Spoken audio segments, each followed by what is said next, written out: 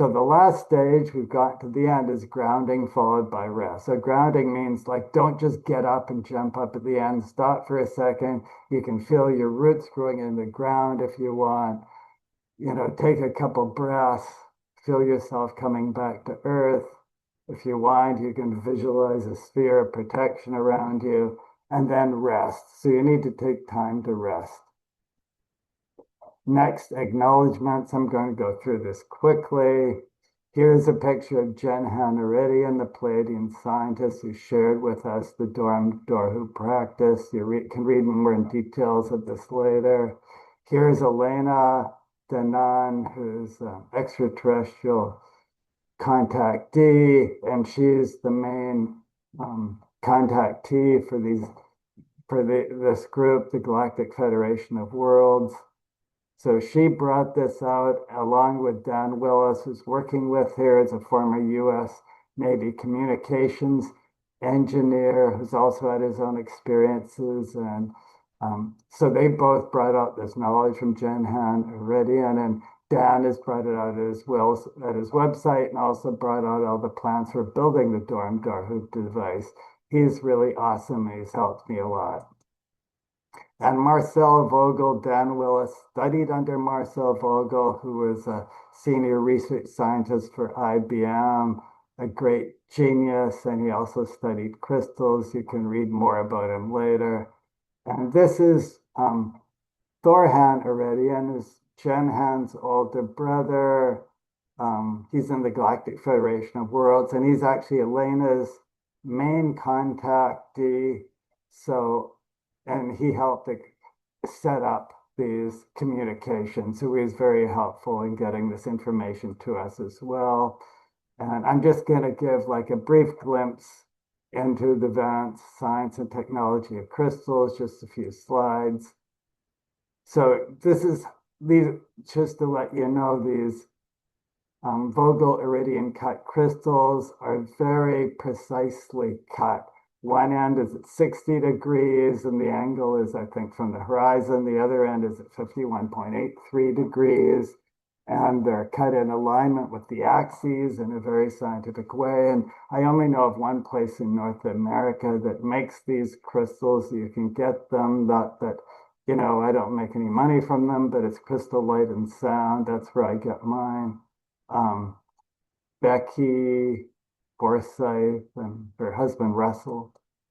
And why is this specific shape? Why this specific shape with those specific angles at either end? And it's because this thicker end at 51.83 degrees connects with the etheric energy of the universe. It comes in there, and then the 60-degree, which is like the thinner end, is the one where the energy comes out, and we can then, tap that energy and use it. And in the middle is a focal point. There has to be a difference between these angles, so there's an energy resonating back and forth, and then coming out this end. And the focal point here is where the pulse chainer has these two electrodes going back and forth, creating a signal which opens up this vortex, and then the energy comes out. More details later. This is another page I'll just read the first sentence. The frill from source is the most powerful energy you can ever imagine to harness, so it can be used for clean energy devices and all sorts of things. We'll show a few of them. This is Shara Iridian. She's actually the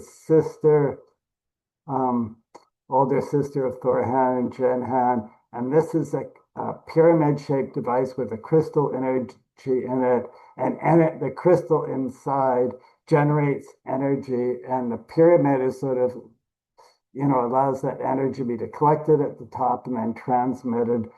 And the pyramid power plant in Era, the frill is harvested at top of the pyramid and teleported through quantum teleportation to second generators, which transpond the frill for the cities. So this is clean energy generation. We'll soon have that on Earth. And this is a Frill-powered spaceship, and I'm not going to get into that. Elena Donato's gone through that in detail. She's the expert on the science. And there's also medical technologies like med beds based on fractal holographic technology and these crystals. Beyond physical technology, I think this is the last slide. Our universe is full of spiritual beings who are intent on harmony, peace, spiritual development, and helping others on this path. We are all fragments or fractals of one source creator. Our star brothers and sisters have been patiently waiting to meet us. The potential of the human race is beyond our wildest dreams, interstellar, intergalactic, interdimensional, and transtemporal. And I have Elena's book here called this because that describes that in great detail. So part two is just to give you a preview when I've done part two. In the next presentation, we'll look at Dorm Dorhu and this crystal practice in light of the Patanjali's Yoga Sutras in detail in the 8 limbs of yoga. Thank you.